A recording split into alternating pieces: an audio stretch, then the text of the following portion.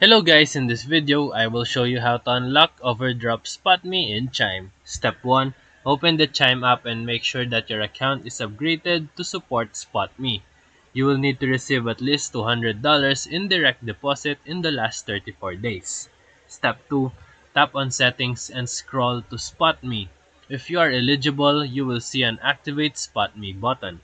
Step 3. Tap Activate and follow the prompts, and then Chime will show you your SpotMe limit.